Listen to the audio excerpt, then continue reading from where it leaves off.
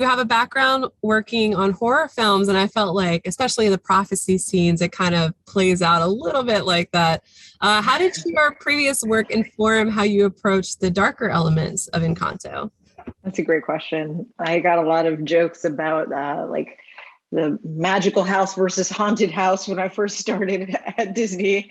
But I think my favorite kind of storytelling is stories that really sort of engage with the truth of human emotion and human relationship, and then have some kind of cool genre element on top of it that really takes the story to another level. So I think the best horror films are about genuine human emotion and fear and relationship, and then they have like a scary house on top of it or whatever. And this movie I think is the same in a lot of ways. It's really Jared Bush, and who wrote the screenplay, and I, as we were writing it, really wanted to make sure that this movie would work even if there was no magic in it, that the story would still function, and the relationships would still feel real. So that was something we tried to like keep in mind the entire time, was making sure this story worked without the magic, and then adding a bunch of delicious, amazing magic on top of that. So I think, Haunting of Hill House and Kanto, are they so different? I don't know.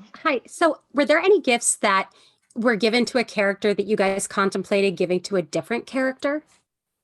Yeah, that's a great question. Absolutely. For a long time in our development and screening process, Peppa was actually indestructible. She was like, she was like sort of superhuman ability to sort of like bounce back, and was indestructible. And for a long time, Julieta, Mirabel's mom, had the weather power. So she was the one who was kind of always having to like kind of stay calm to like make the flowers, like make the crops grow and things like that. But then as we started thinking, we talked a lot like with our Familia Trust, which was a group of employees within the studio, about like our own moms, and just how it seemed like they had the ability to just like cook things that could heal any ailment. And so once we started having that conversation for Julieta, that became her gift, and that started to feel really right. And, then we just love this weather power so much that we were like, okay, so what if it's wielded by someone who is not calm and collected, but someone who's very mercurial? And that's how Peppa came about. Good. So thank you so much. I'm so excited. We have loved the movie. My daughter plays it on repeat. So, but I think a lot of people have speculated about this, and I'm dying to know whether or not, Mirabel has a gift, and has the miracle chosen her to kind of take over Abuela's place, and as one of the ones who takes care of the miracle, because she does such a good job of taking care of the family and supporting the family. I love that. Yeah, I think Mirabel absolutely has a gift. Her name, Mira, in Spanish means to look. And it was a very particular choice to name her that, and to give her the glasses as part of her character design.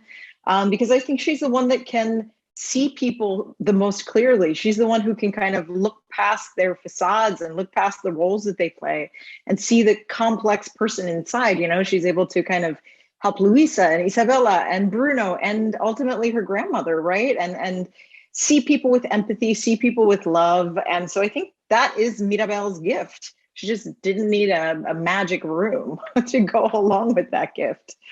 So I think she had a gift all along. I was just curious, being that you have a Cuban descent and everything like that. I was just curious, kind of what inspired you all to write about a Colombian family versus, other Latin heritage. Yeah, absolutely. So that was actually something that started even before I came onto the film. So Jared Bush and Byron Howard, who were the two directors of the movie, and one of them co-wrote the screenplay with me. They had these two very good friends, these documentary filmmakers, Juan Rendon and Natalie Osma, who were Colombian. And as they were talking to Lin-Manuel about making the first Latinx Disney musical and where it was going to be set, Juan and Natalie said, "You have to come to Colombia. It's the most beautiful place. It is so full of amazing nature, amazing culture, amazing music, food. The people are amazing." And so actually Lin-Manuel and Jared and Byron went on a research trip to Colombia and just fell in love with it, and knew that the movie had to be set there. I was supposed to go on a research trip on March of 2020. So I did not get to go, but I am so excited to go and just experience this wonderful place that we've spent all this time researching for the movie. So my question is, as a Latinx writer, how important was it to write a story set in Latin America? Yeah, it was hugely important. I think it's the reason that I became so interested in this project, the reason that I signed on. You know, not just because I love the idea of this, but because I just wanted to be a part of making this. It felt historic. It felt like a movie that I wish I had had when I was a little kid, and a movie that I am proud that my daughter has. So it means a whole lot. It's hugely important to me, and I feel grateful and really humbled to have been able to be a part of it. Yes. So I was just curious, did you do any collaborating with Lin-Manuel as you guys developed the storyline for the film and kind of tweak the story to fit in the songs or anything like that? Oh, absolutely. It was a really like close collaboration. So he wasn't just writing the songs, but he was really sort of helping us find areas where there could be songs. He was helping us kind of push the boundaries of what we thought we could do in it, like through song. You know, it was his idea to have a big ensemble moment right in the middle of the movie that turned into a song that maybe you guys have heard about. I don't know. Yes, it was a close collaboration. He was on board from the very beginning and was so helpful. He and his father, actually, his father, Luis Miranda, was also a consultant on the story and was really helpful to us. They would watch screenings and give us feedback. And with Lin-Manuel, it was a lot of me and Jared sort of identifying what we thought the song moment was and sending ideas and pitching that over to him. And he would write like amazing songs and then trading back and forth. I think Waiting on a Miracle, Mirabel's song, was the one that took the longest because it was a process of really honing and refining what it was that she was saying in that moment. But it was a real dream come true getting to work with him. Yeah. So what do you picture the inside of some of the other characters' rooms that we didn't get to see, like Peppa and Louisa?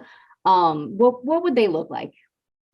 That's a great question. I think, yes, and our visual development artists actually did sort of designs for everybody's room. I think my personal favorite was we had a design for Peppa's room that I wish could have been in the movie. It was stunning. It was designed by one of our visual development artists, a very talented artist named Lorelei Beauvais, and it was just gorgeous. It was clouds and rainbows, and it was so amazing. I hope it comes back around in some capacity because it was just really stunning. If you could move into the House Madrigal, which room would you choose?